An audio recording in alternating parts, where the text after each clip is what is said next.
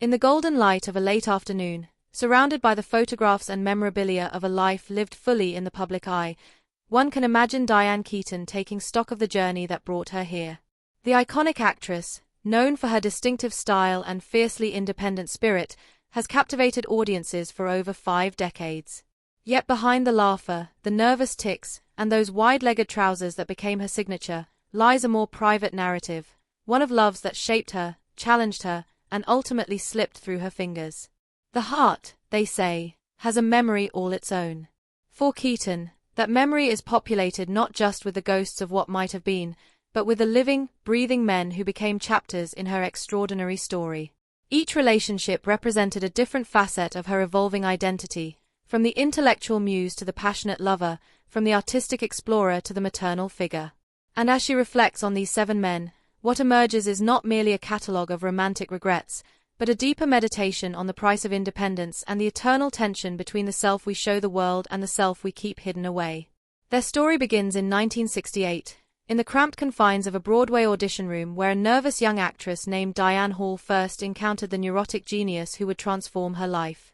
Woody Allen saw something in Keaton that no one else had recognized, a mirror of his own intellectual chaos wrapped in California sunshine. He didn't just cast her, he created her, molding her raw talent into the iconic persona that would define a generation of cinema.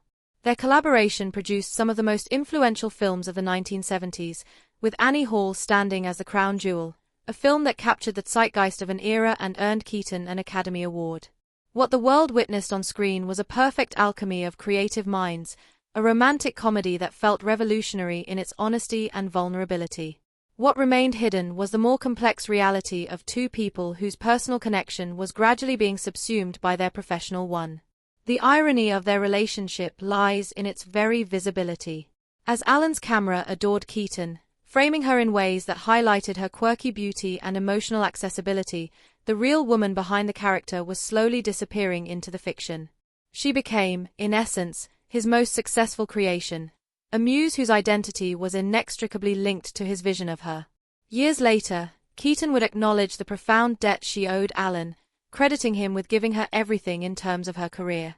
Yet there remains a wistful quality to these acknowledgments, a sense that in becoming his perfect creation, she had somehow lost touch with the woman she might have become on her own. The regret here isn't simply about the end of a romance, but about the more subtle loss of self that comes from being someone else's masterpiece. If Woody Allen was the architect of Keaton's mind, Al Pacino was the force that shattered her carefully constructed emotional barriers.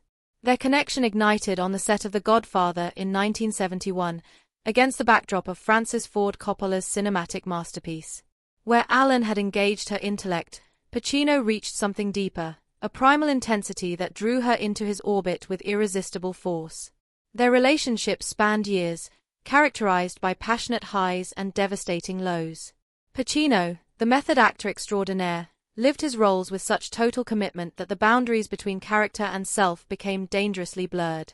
For Keaton, this meant loving a man who was often more present in his fictional worlds than in their shared reality.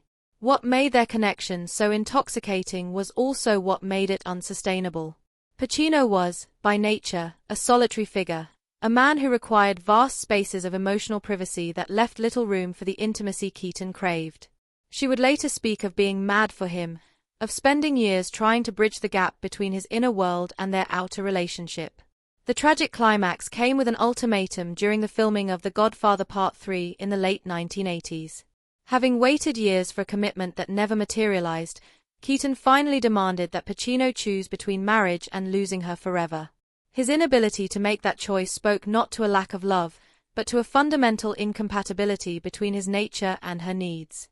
The regret that lingers from this relationship isn't simply about unrequited love, but about the realization that some people, no matter how deeply we care for them, cannot be transformed into the partners we need them to be. Keaton loved Pacino fiercely, but she ultimately couldn't love him enough to change who he was, and perhaps that was the most painful lesson of all. Warren Beatty, the golden standard she couldn't match. By the time Keaton found herself in Warren Beatty's orbit in the late 1970s, she had already established herself as a significant talent in Hollywood. Beatty, with his reputation as both a cinematic legend and a legendary Lothario, represented something entirely different, a partner who matched her in status, ambition, and public recognition. Their collaboration on Reds in 1981 brought them together professionally and personally.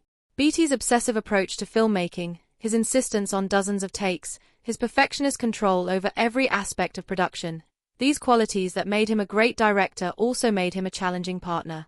Keaton found herself pushed to emotional extremes, not just as an actress but as a woman in love with the man behind the camera. What made their relationship particularly fraught was the mirror it held up to both of them. They were, in many ways, too similar. Two individuals whose public personas had become indistinguishable from their private selves, two stars whose orbits were so large that they left little room for the ordinary intimacies that sustain a relationship. The pressure of being Hollywood's golden couple became unsustainable. Every public appearance was scrutinized, every private moment potentially tabloid fodder. The very fame that drew them together became the force that pushed them apart. Keaton's regret regarding Beatty centers not on what they had, but on what they might have had under different circumstances. In a world without the constant glare of publicity, in a relationship where one person wasn't literally directing the other's performance, might they have found a way to make it work? It's a question without an answer, but one that continues to haunt her reflections on this particular chapter of her life. Of all the men in Keaton's romantic history, Steve Martin represents perhaps the most poignant what-if. Their connection spanned over 6 decades, beginning in the mid-1960s when both were students at Santa Ana College, he a stagehand, she the rising star of the theater department. Their paths would cross repeatedly over the years, but timing, as they say, is everything. Their most visible collaboration came with the Father of the Bride franchise in the 1990s, where they played the quintessential American married couple. Their on-screen chemistry was so natural, so seemingly effortless, that audiences couldn't help but wonder about the nature of their off-screen relationship. They looked at each other with the comfortable familiarity of people who had known each other through all of life stages.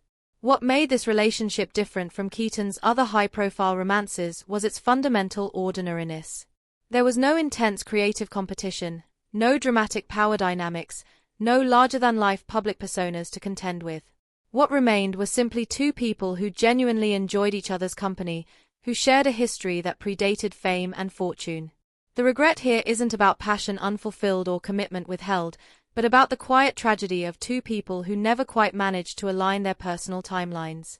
As Keaton once joked, they were both idiots for not making it work, a light-hearted assessment that masked a deeper truth about opportunities missed and connections that never quite crossed the threshold from friendship to romance.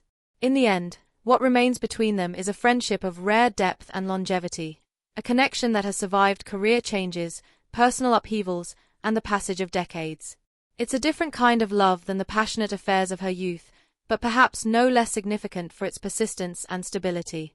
In the early 1980s, seeking respite from the relentless demands of Hollywood, Keaton found herself drawn to the Los Angeles art scene, and to Edward Ruscha, one of its most distinctive figures. Where her previous lovers had been defined by their dramatic personalities and public visibility, Ruscha represented something different, a quiet, contemplative presence whose artistic vision aligned with Keaton's own creative aspirations. Ruscha, known for his paintings of words and his photographic studies of American landscapes, approached the world with a visual precision that resonated deeply with Keaton, who was herself developing as a serious photographer. Their relationship unfolded not in the spotlight but in the hushed spaces of galleries and studios, on road trips through the desert capturing the fading beauty of roadside Americana. What made this connection unique was its foundation in shared aesthetic values rather than emotional need. They saw the world through similar lenses, literally and figuratively, and found in each other a kindred spirit who understood the artistic impulse without requiring explanation or justification.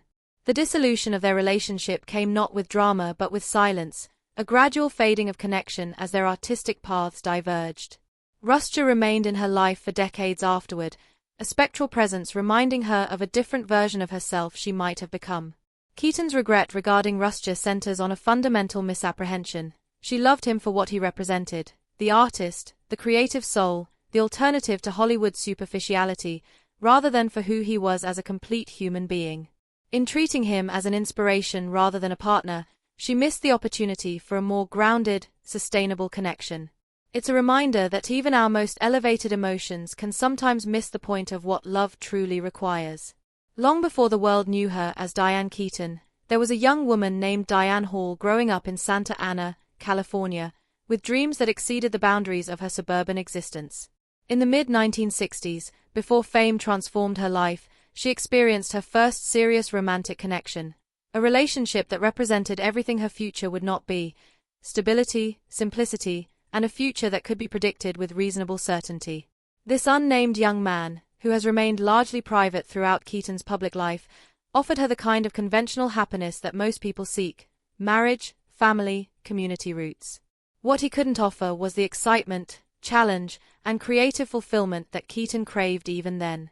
The pivotal moment came when Keaton faced the choice between staying in California with his first love or moving to New York City to study at the neighborhood playhouse. She was 21 years old, armed with ambition but lacking the emotional maturity to fully understand the implications of her choice. What makes this early relationship particularly poignant is the purity of the connection. Before she became a muse, before she learned to perform her emotions for audiences and cameras, she loved simply and directly, without the complications that fame would later introduce. The regret here isn't about the choice itself. Few would argue that Keaton should have sacrificed her extraordinary career for an early romance, but about the irreversible nature of that decision. By choosing ambition over stability, she set a pattern for the rest of her life, becoming someone who was always moving forward, always seeking the next creative challenge, and always leaving something valuable behind in the process. This first love represents not just a person but a version of herself, the uncomplicated young woman who might have found contentment in ordinary happiness rather than extraordinary achievement. It's a ghost that haunts her reflections not because she made the wrong choice, but because making any choice at all meant closing off other possibilities forever. The final chapter of Keaton's romantic history brings us to the most unexpected connection of all, one that blossomed not in the reckless enthusiasm of youth but in the measured wisdom of later life. The 2003 film Something's Gotta Give reunited Keaton with Jack Nicholson, with whom she had crossed paths numerous times over the decades without their personal stars ever quite aligning. What made this relationship different from all others was the context in which it developed. Both were established icons by this point, their legacies secure, their public personas fully formed. There was no need to prove themselves professionally or to define themselves through their romantic choices. What remained was simply the possibility of connection between two people who understood, perhaps better than anyone else, the peculiar burdens of a life lived in the public eye. Their on-screen chemistry in Something's Gotta Give was electric, a palpable energy that translated into widespread speculation about their off-screen relationship. The film itself dealt with the challenges of finding love later in life, of overcoming the defenses we build to protect ourselves from vulnerability. For both actors, these themes resonated with particular intensity. The remarkable moment during filming when Nicholson reportedly broke character, believing Keaton's emotional confession was genuine rather than performed, speaks to the blurred lines between reality and fiction that characterized their connection.